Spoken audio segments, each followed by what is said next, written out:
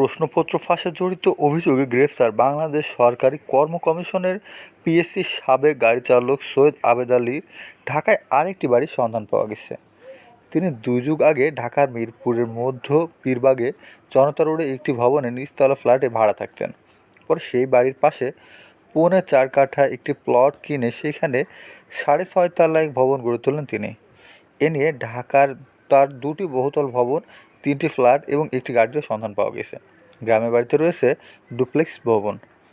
Bangladesh railway উপসহকারী প্রকৌশলী পদে নিয়োগ পরীক্ষার প্রশ্নপত্র ফাঁসে জড়িত অভিযোগে গ্রেফতার পিএসসির আরেক কর্মচারী সম্পদ খুঁজতে গিয়ে আজ মঙ্গলবার বিকালে মধ্য পীরবাগের ৩৫-২ জনতা রোডের সৈয়দ রেসিডেন্স নামে আবেদ আলী ৬.৫ তলা ওই বাড়ির সন্ধান পাওয়া গেছে।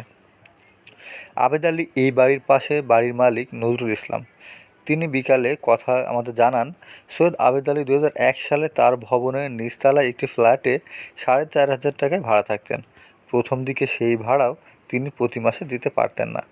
এক পর্যায়ে তার বাসায় গভীর রাতে অনেক মানুষের যাতায়াত শুরু হয়। ওই সব লোকজন পরদিন ভোরে চলে যেতেন। এরপর ধীরে ধীরে আবেদ আলীর ভাগ্য বদলাতে থাকে।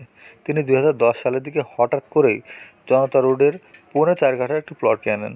পরের বছর সেখানে ৬.৫ তলা ভবন নির্মাণ করেন।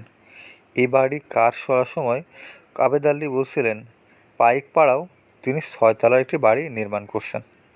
আবেদ আলীর এই বাড়ির তত্ত্বাবধায়ক জুয়েল মিয়া বিকালে বলেন, ভবনটি ৬.৫ তলা বিশিষ্ট। আবেদ আলী এই বাড়িতে থাকেন না। তিনি পরিবার নিয়ে শেওড়াপাড়ায় তার নিজস্ব একটি ফ্ল্যাটে থাকেন। ভাড়া তুলেও তিনি সেখানে আসেন না। এই ভবনের প্রতিটি তলায় ৩টি ফ্ল্যাট রয়েছে। এইখান থেকে মাসে ১.৫ লক্ষ টাকার বেশি ভাড়া ওঠে। প্রতি মাসে ওই টাকা তুলে তিনি আবেদ আলীর শেওড়াপাড়ার বাসায় দিয়ে আসেন। তার মালিক গ্রেপ্তার হয়েছেন তা তিনি টিভি থেকে জানতে পেরেছেন।